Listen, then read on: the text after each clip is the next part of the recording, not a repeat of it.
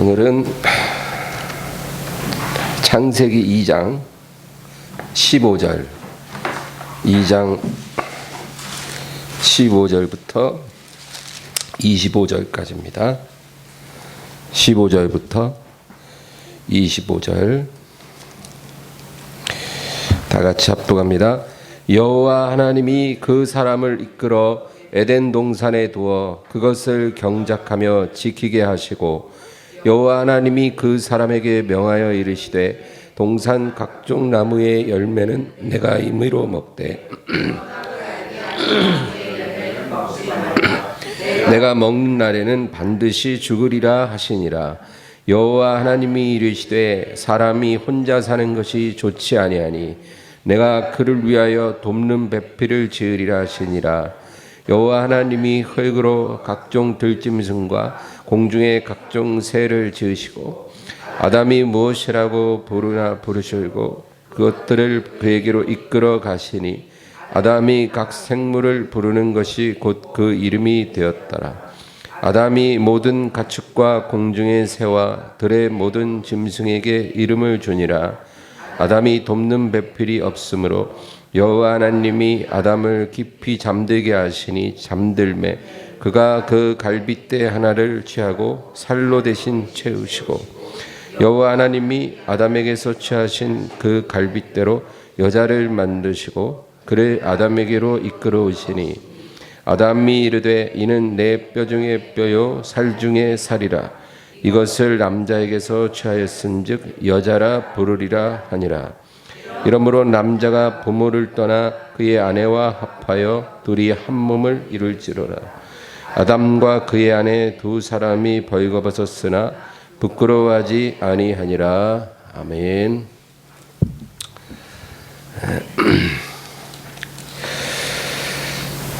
우리가 창세기 1장에서는 창조의 순서를 보았습니다.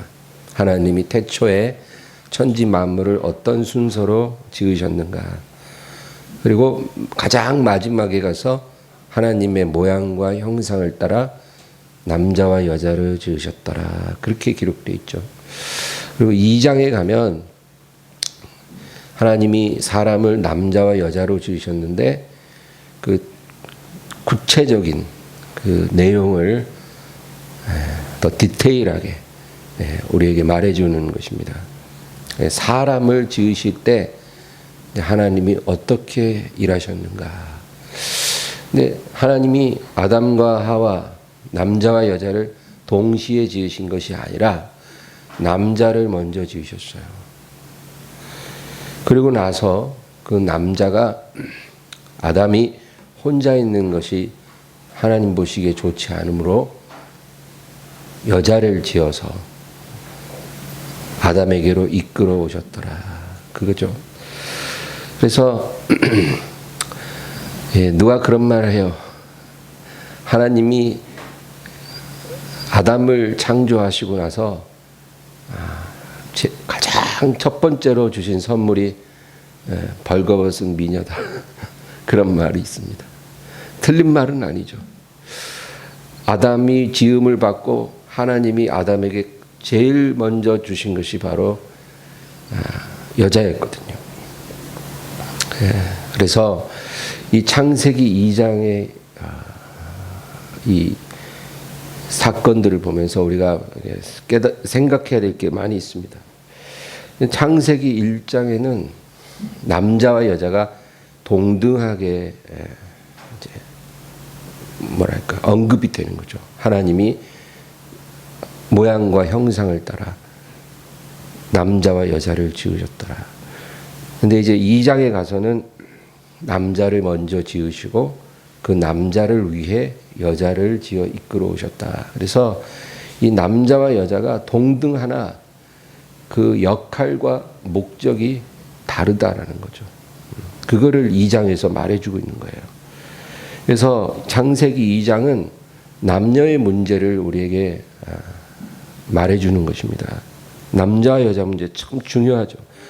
특별히 여기서 우리에게 두 가지 중요한 사실을 말해주는데, 첫째는 아담을 창조하신 이후에 여자를 지으셨다는 거죠.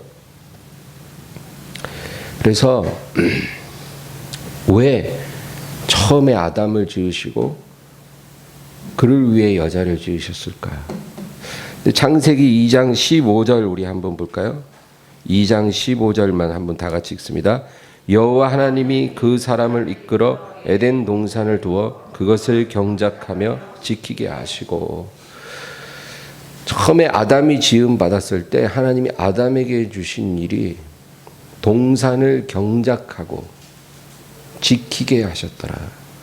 그래서 하나님은 아담에게 일을 주셨어요. 이것은 농사가 아닙니다. 농사를 지으라는 게 아니라 그냥 관리예요. 인류가 농사를 짓게 된 것은 땅이 저절로 식량을 내어주지 않기 때문에 농사를 짓게 된 거예요. 그래서 농사가 시작된 것은 에덴에서 쫓겨난 이후에 시작이 된 거죠. 땀이 흘려 일을 하지 않으면 음식을 얻을 수가 없으니까. 그러나 에덴에서는 농사 지을 필요가 없어요.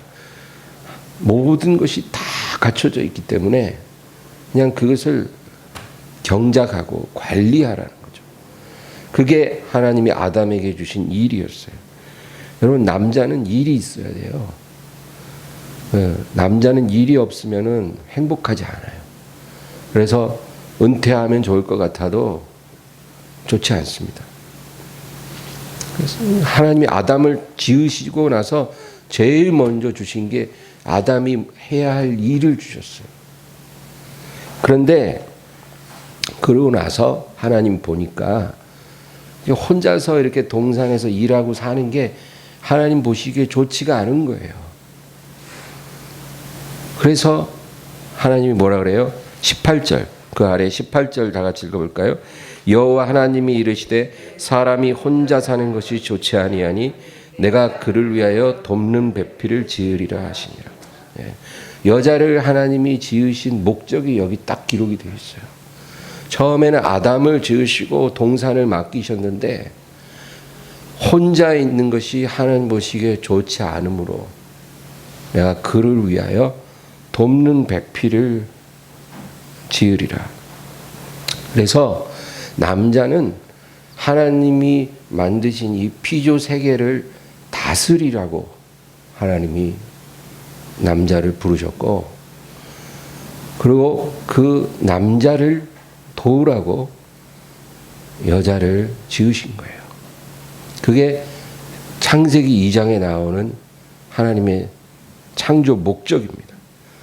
그래서 남자와 여자가 동등하지만 그 목적이 다른 거예요. 하나님이 지으신 세계를 관리하는 건 남자 몫이고 그 남자를 도우는 건 여자 몫이에요. 남자 혼자서 못한다는 거예요. 도우라는 거예요. 정서적으로, 육체적으로 동반자가 되고, 그리고 그 남자가 올바른 결정을 할 수 있도록 지혜로운 조언을 해주고 같이 의논해주고 같이 동반자로서 그 옆에 있어라. 그게 하나님이 여자를 지으신 목적이라는 거죠. 우리가 남자와 여자가 동등하나 그 목적이 다르다라는 것을 성경을 통해서 분명히 알고 살아야 돼요. 세상은 그것을 부인합니다. 부정해요. 구닥다리라 그래요. 그러나 하나님이 남자와 여자를 지으실 때 그 목적이 창세기 2장에 분명히 나와 있는 거예요. 또 한 가지 우리가 알 수 있는 것은 여자가 아담으로부터 나왔다라는 사실이에요. 첫 번째는 아담 이후에 하나님이 지으셨다는 거고, 두 번째는 아담으로부터 여자가 나왔다는 거예요. 그래서 여자를 지을 때 그냥 하나님이 따로 빚어서 지은 게 아니고 아담을 잠들게 하시고 갈빗대 하나를 뽑아서, 하나님이 뭐 재료가 부족해서 그랬겠어요? 뭐 흙이 부족해서? 아니죠. 하나님 그렇게 하신 목적이 있는 거예요. 다른 데서 흙을 취해 여자를 지어서 이끌어 오신 게 아니고 아담으로의 갈빗대를 취해서 여자를 만드신 거예요. 그래서 아담이 깨어서 그 여자를 봤을 때 이는 내 살 중에 살이요 뼈 중에 뼈라. 딱 그렇게 말한 거예요. 그러니까 자기의 가장 소중한 부분이라는 거예요. 이 여자가. 그러니까 이 여자를 볼 때 남이 아니라 바로 자기의 분신이고 자기의 가장 소중한 부분이 된다는 거죠. 내 살 중에 살이고 뼈 중에 뼈다. 그러니까 아담이 소유한 것 중에 가장 소중한 것이 바로 자기 눈앞에 있는 그 여자라는 거예요. 그래서 남자는 여자를 절대로 학대하면 안 되는 거예요. 절대로 여자를 비하해서도 안 되는 거예요. 왜? 여자를 학대한다는 것은 바로 자기 자신을 학대하는 거나 마찬가지이기 때문에. 그래서 자기를 사랑하듯이 남을 사랑하라 했잖아요. 그러니까 여자를 남자가 사랑하는데 자기 사랑하듯이 사랑해야 돼요. 자기 분신이기 때문에. 절대로 여자를 학대해서는 안 된다라는 게 창세기 2장이 우리에게 말해주는 것입니다. 그리고 여자는 자기가 남자로부터 나왔다는 사실을 기억하라는 거죠. 따로 있는 존재가 아니라 하나님이 그로부터 여자를 취했다라는 사실을 알아야 된다. 그런데 에덴 동산에서 어떤 일이 일어났냐? 하와가, 이 하와라는 것은 히브리어로 말하는 발음이에요. 히브리 발음은 하와고 영어로 하면 이브라고 그래요. 근데 하와가 더 정확한 말이죠. 근데 이 하와가 아담과 상의하지 않고 혼자서 그냥 하나님이 그만 선악 과실을 따먹은 거예요. 그리고 자기만 먹는 게 아니라 아담 불러다가 또 주는 거예요. 너도 먹으라고. 아담 옆에서 아담이 올바른 결정을 하도록 돕는 배필이 되라고 하나님이 그를 부르셨는데 자기 자리에 있지 않고 자기 혼자 독단적으로 과실을 따먹고 그리고 남편에게도 그거를 먹게 함으로 넘어지게 했다라는 거. 근데 잘못은 하와가 했잖아요. 그죠? 그건 명백해요. 아담이 잘못한 게 아니라 하와가 잘못했고 그리고 그 남편을 넘어지게 한 거죠. 근데 하나님이 아담과 하와를 찾아오셔서 뭐라 그러냐면 아담아 네가 어디 있느냐.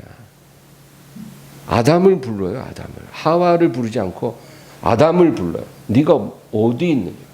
네가 무슨 일을 했느냐. 내가 먹지 말라는 과실을 먹었느냐.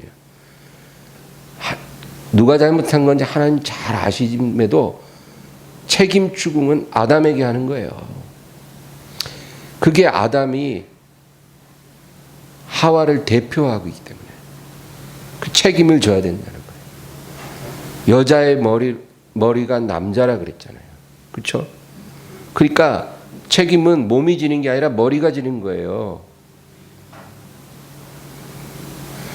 어떤 죄인이 탁 카메라 앞에 서면 그 인권을 보호한다고 얼굴 가리지 뭐 몸을 가리겠어요?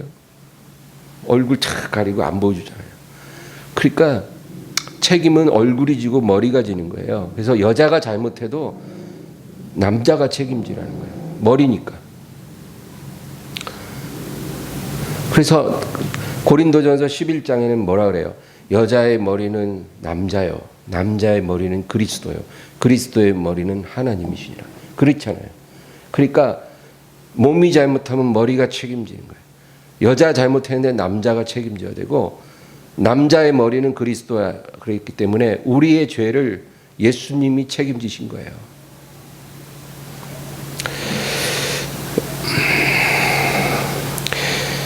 그래서 결국 이제 에덴에서 쫓겨났죠. 죄가 들어오면서 남녀 역할과 질서가 무너지고 가정도 깨어지게 되었다. 그거죠. 하나님이 세운 질서가 허물어졌어요. 그래서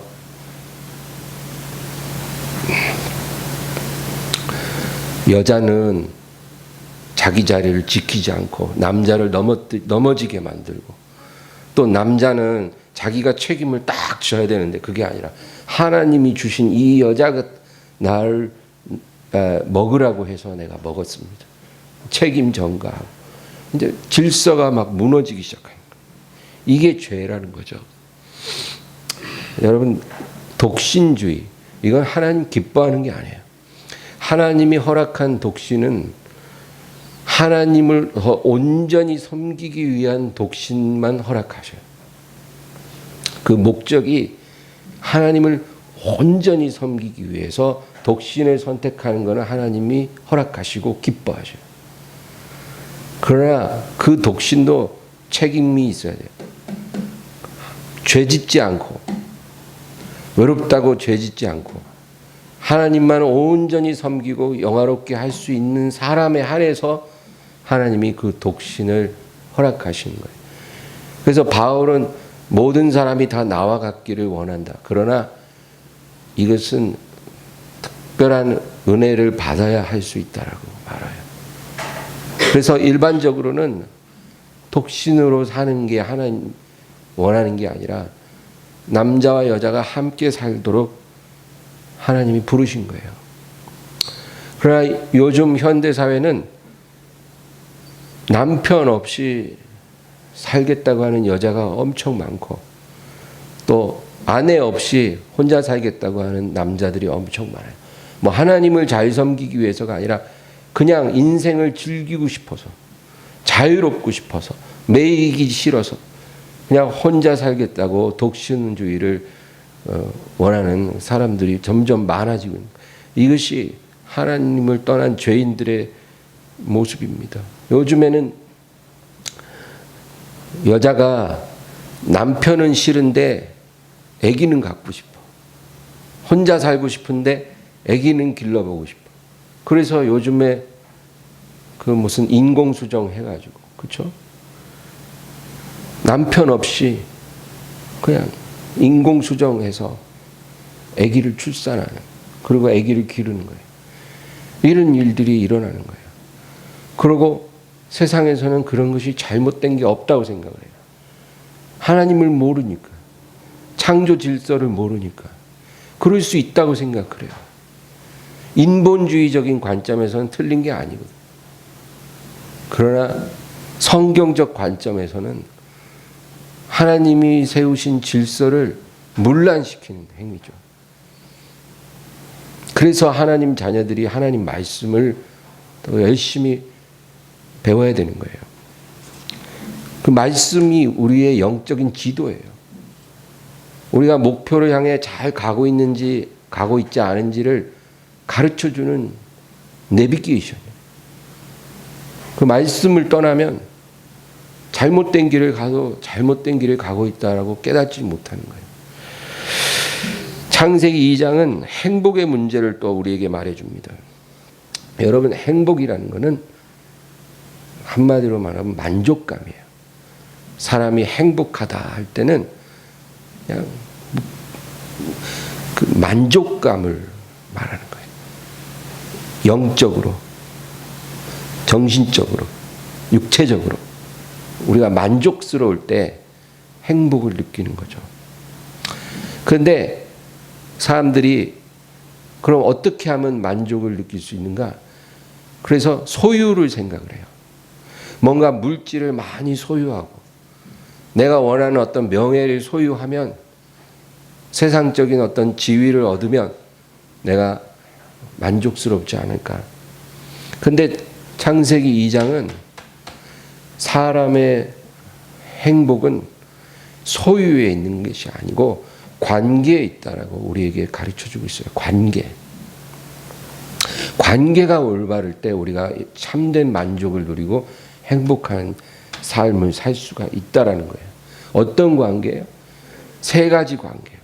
위로 하나님과의 관계, 그리고 옆으로 수평으로 사람과의 관계, 그리고 아래로 자연과의 관계. 이 세 관계가 서로 조화로워야 우리가 진정으로 만족스럽고 행복할 수 있다라는 거죠. 이 관계가 조화롭지 않으면 행복이 깨진다는 거예요. 그래서 여러분, 우리가 히브리어 샬롬이라는 말 알죠? 샬롬. 이 샬롬이라는 말 우리가 인사처럼 하잖아요. 샬롬. 샬롬은 평안이라는 뜻이죠. 근데 평안이라는 뜻만 있는 게 아니라 질서, 조화 이런 뜻도 있어요. 그래서 우리가 평안하려면 관계에 질서가 있고 조화가 있어야 된다는 거예요. 하나님과의 관계에 조화가 있어야 되고 사람과의 관계, 자연과의 관계 이게 조화로워야 질서가 있어야 평안이 오고 행복할 수 있다. 그 얘기죠. 아담이 지음을 받을 때 이 관계가 좋았어요. 하나님과의 관계도 좋았고 하와와의 관계도 좋았고 그리고 하나님이 경작하라고 주신 그 일도 아주 만족스러웠어요. 창세기 1장 28절 보면 1장 28절 한번 읽어볼까요? 하나님이 그들에게 복을 주시며 하나님이 그들에게 이르시되 생육하고 번성하여 땅에 충만하라. 땅을 정복하라. 바다의 물고기와 하늘의 새와 땅에 움직이는 모든 생물을 다스리라 시니라. 그러니까 하나님이 아담에게 모든 생명들을 다스려라 그랬어요. 살아있는 모든 것들을 다스려라. 이거는 수평적인 관계가 아니고 아래 수직적인 관계. 그래서 아담이 그런 생명체들을 다스리도록 하나님이 그렇게 하셨어요. 그리고 2장 15절 보면 여호와 하나님이 그 사람을 이끌어 에덴 동산에 두어 그것을 경작하며 지키게 하셨다. 그러니까 1장 28절에는 생물들을 다스리라 하시고 그 다음에 2장 15절에는 동산을 경작하고 관리하라는 거죠. 그러니까 아담에게 주신 일이 동물과 식물들을 잘 다스리고 관리해라. 그거예요. 그것도 하나님이 우리에게 주신 중요한 일이라는 거예요. 그래서 위로 하나님을 잘 섬기고 순종 잘하고 그리고 옆으로 아내와의 관계 좋고 그리고 하나님이 맡겨주신 일 잘 감당하고 그러면 이 관계가 조화롭게 되고 이것이 우리를 진정한 행복으로 만족시킨다는 거죠. 그게 하나님이 아담에게 처음에 주셨던 행복이에요. 그거를 잘 누리게 살도록 하나님이 그렇게 부르셨다는 거죠. 근데 이 조화가 깨지면 이제 행복이 사라지는 거예요. 특별히 우선순위가 잘못될 때 이게 다 무너지는 거예요. 이 세 가지 관계가 우리를 둘러싸고 있는데 이게 부딪힐 때가 있거든요. 그때 우선순위를 선택해야 돼요. 하나님과 사람이 부딪히면 뭘 선택해요? 하나님을 선택해야 돼요. 사람 선택하면 무너지는 거예요. 그리고 사람과 일이 부딪히면 뭘 선택해야 돼요? 사람 선택해요. 일 선택하면 무너지는 거예요. 그래서 하나님과의 관계, 사람과의 관계, 일과의 관계 이 세 가지가 우선순위가 딱 정해져 있는데 서로 부딪힐 때는 우선순위를 잘 선택해야 됩니다. 근데 아담이 거기서 실패했어요. 아내가 과일을 따가지고 잡숴봐. 그리고 준 거예요. 아내가 따서 주면 아담이 그걸 받았어요. 평상시에도 아내가 따서 주는 거 잘 먹었죠. 근데 그날 그 과일은 특별한 과일. 하나님이 먹지 말라는 과일. 그거를 주는 거예요. 그러면 그걸 딱 받아서 아니 이 여자가 미쳤나? 하나님이 먹지 말라는 과일을 왜 먹어? 그리고 땅에 팍 던지면서 야단을 쳐야 되잖아요. 그래야죠. 하나님의 명령과 사람의 요구가 부딪히는데 하나님의 명령이 우선이죠. 근데 아담이 그러지 않고 딱 받아서 생각하는 거예요. 와, 이거 안 먹었다가 이제 밥도 안 주는 거 아닌가? 이거 안 먹으면 또 기분 나쁘다고 이제 각방 쓰자 그러면 어떡하지? 뭐 이런 걱정하다가 그냥 먹은 거예요. 아내하고 좋은 관계를 유지하기 위해서. 그래 어떻게 됐어요? 다 잃어버렸어요. 하나님과의 관계 깨져, 사람과의 관계 깨져, 일과의 관계 깨져. 일도 다 무너졌어요. 에덴을 경작하는 게 일인데 에덴에서 쫓겨났으니 이제 나가서 완전히 가시체를 걷어내고 비지땀 흘리면서 일해야 될 판이 된 거예요. 그리고 2장 9절에 보면 2장 9절을 읽겠습니다. 여호와 하나님이 그 땅에서 보기에 아름답고 먹기에 좋은 나무가 나게 하시니 동산 가운데에는 생명나무와 선악을 알게 하는 나무도 있더라. 동산 중앙에 두 나무가 있었어요. 동산의 많은 나무 중에 정 가운데에는 하나님이 특별하게 심어놓은 나무가 두 그루가 있어요. 하나는 생명나무, 하나는 선악과 나무. 근데 한 나무의 과실을 먹으면 영원히 살게 되고 또 한 나무의 과실을 먹으면 죽게 되는 거예요. 그런데 하나님이 아담에게 뭐라 그랬냐면 선악을 알게 하는 나무의 과실은 먹지 마라. 죽으리라. 엄중하게 경고했어요. 그리고 하나님이 의도한 것은 아담에게 생명나무 과실을 주어서 그가 영생을 하도록 하는 것이 하나님의 계획이었다는 거예요. 우리 창세기 3장 22절부터 24절 한번 읽어볼까요? 3장 22절부터 24절입니다. 여호와 하나님이 이르시되 보라 이 사람이 선악을 아는 일에 우리 중 하나같이 되었으니 그가 그의 손을 들어 생명나무 열매도 따먹고 영생할까 하노라 하시고 여호와 하나님이 에덴 동산에서 그를 내보내어 그의 근원이 된 땅을 갈게 하시니라. 이같이 하나님이 그 사람을 쫓아내시고 에덴 동산 동쪽에 그룹들과 두루 도는 불칼을 두어 생명나무의 길을 지키게 하시니라. 아멘. 하나님이 아담과 하와를 에덴에서 쫓아내신 이유가 뭔지 아세요? 뭐 하나 잘못했다고 지금 나가!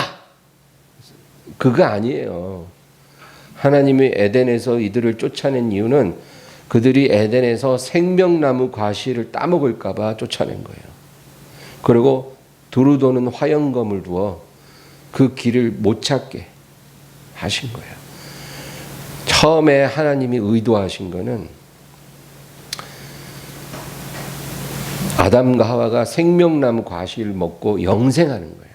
그러니까 여러분 하나님이 처음에 사람을 지으실 때는 사람이 자동적으로 영생하도록 지으신 게 아니라는 거예요.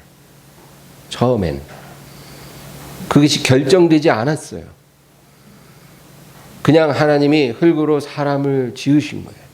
이제 동산에서 살면서 그들이 영생을 선택할 수도 있고 죽음을 선택할 수도 있도록 하나님이 그 선택의 갈림길에 그들을 두신 거예요.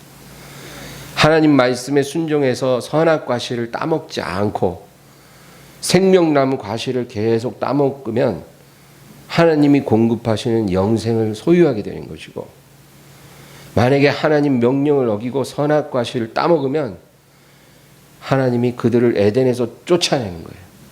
그리고 생명나무의 길을 잃어버리게 하시고 그리고 죽게 만든 거예요. 그래서 여러분 우리의 운명을 우리가 그렇게 결정해버린 거예요. 우리 조상이. 근데 예수님이 오셔서 뭐라 그러냐면 내가 길이요 진리요 생명이라. 내가 길이다. 여러분, 아담은 범죄함으로 생명나무에 가는 길을 잃어버렸어요. 에덴에서 쫓겨나고, 그리고 그 길을 그룹 천사와 화영검이 막고 있기 때문에 그 길을 잃어버린 거예요. 영생의 길을 잃어버린 거예요. 그런데 예수님이 오셔서 내가 길이요 진리요. 진리라는 말은 이 길이 옳다 그 말이에요. 그리고 생명이라. 예수님이 바로 생명나무라는 거예요. 생명나무에 이르는 길이 되시고 또 생명나무가 되신다는 거예요. 그 얘기예요.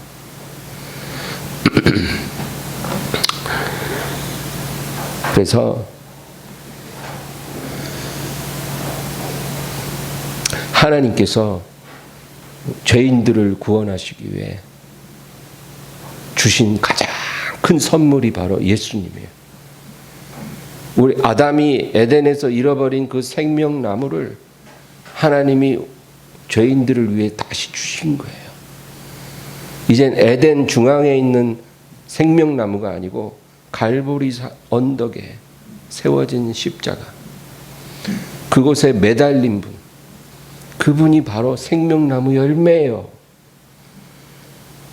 갈보리 언덕이 에덴을 대신하는 것이고, 그곳에 세워진 십자가가 생명나무를 대신하는 것이고, 그곳에 매달리신 분이 그 열매예요. 그 열매 따먹으면 잃어버린 영생을 다시 소유할 수 있도록 하나님이 그렇게 하신 거예요. 얼마나 감사해요. 그래서 예수님이 그러잖아요. 내 살을 먹고 내 피를 마시라. 내 살을 먹고 내 피를 마시는 자마다 영생을 얻고. 그거예요. 바로 예수님 몸이 생명나무 열매라 그 말이에요. 우리 요한복음 6장 한번 찾아볼까요?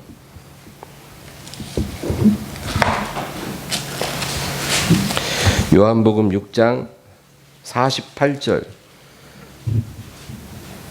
48절부터 51절까지 6장 48에서 51 다 같이 읽습니다. 내가 곧 생명의 떡이니라. 너희 조상들은 광야에서 만나를 먹었어도 죽었거니와 이는 하늘에서 내려오는 떡이니 사람으로 하여금 먹고 죽지 아니하게 하는 것이니라. 이는 하늘에서 내려온 살아있는 떡이니 사람이 이 떡을 먹으면 영생하리라. 내가 줄 떡은 곧 세상을 생명을 위한 내 살이니라 하시니라. 내가 생명의 떡이라는 거예요. 그 말은 생명의 과실이다 그 얘기예요. 그리고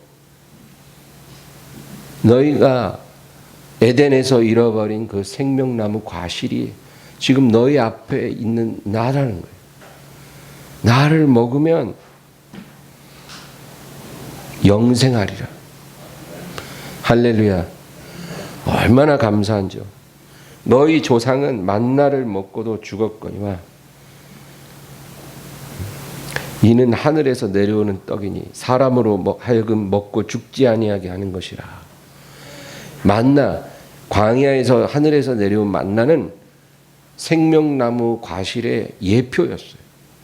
왜냐하면 하늘에서 내려온 거지만 먹어도 죽었거든요. 그러나 예수님의 몸은 그 살을 먹고 피를 마실 때 죽지 않는다. 영생하리라. 나를 믿는 자는, 나를 먹는 자는 죽어도 살겠고 살아서 나를 먹는 자는 영원히 죽지 아니하리라. 죽어도 부활할 거라. 살아있을 때 나를 부름을 받는 자는 죽음을 경험하지 아니하리라. 여러분 얼마나 큰 은혜입니까?